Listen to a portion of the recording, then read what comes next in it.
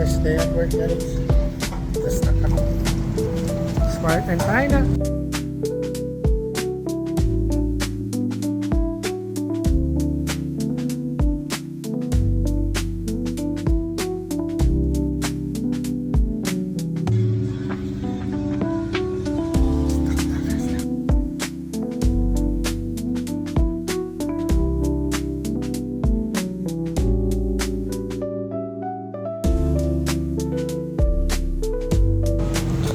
Ayan, mga stock namin. Tapos sa ibang pwesto, dyan naman.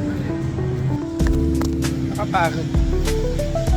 Dito ako, nilalamig na kamay ko. So guys, yan, magtatanong yata ako sa Pilipino. Sir, asan po yung yogurt?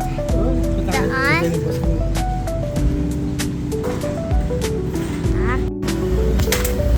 Next sila, guys. Yes, bumisita sila. Hello! Wait lang. So guys, hindi ko na post yung first day. Dadagdag na lang natin ito. So nandito na kayo. Let's restock. Ang bilis na sold out dito. Kasi mura. So, stock to work ulit. Tapos na ako sa karne. Sulit ang pagod dito. Nasa maganda pay. Guys, pinatawag ako ng boss ko kasi 2 days ago, nag-infracture daw ako. Lunch infraction. Strict pala sila sa oras. Dapat within 4 hours kumain ay lumampas ako. Pero wala naman daw. Warning lang. Okay lang yun. Grabe, guys.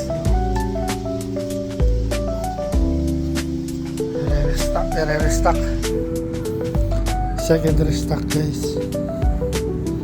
Ito. Let's go. Guys, mas marami ito ngayon. Grabe. Storage na naman. Magat lang.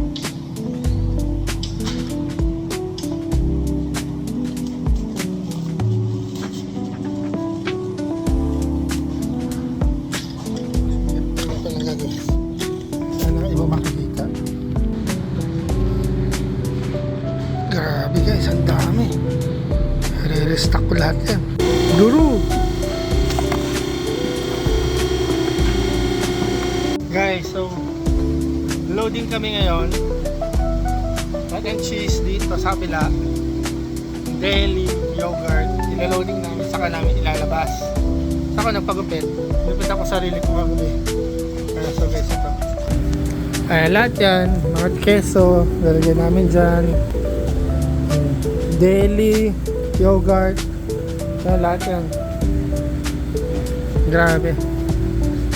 Kayod tayo, guys. Mamaya, yan, backstock. Lalabas ko doon sa labas ulit. Ayan, tapos i-organize ko. Grabe, dito sa Amerika. Sobrang pagod working. Pero sa kikitain. Grabe. Ito, guys, namamaril tayo.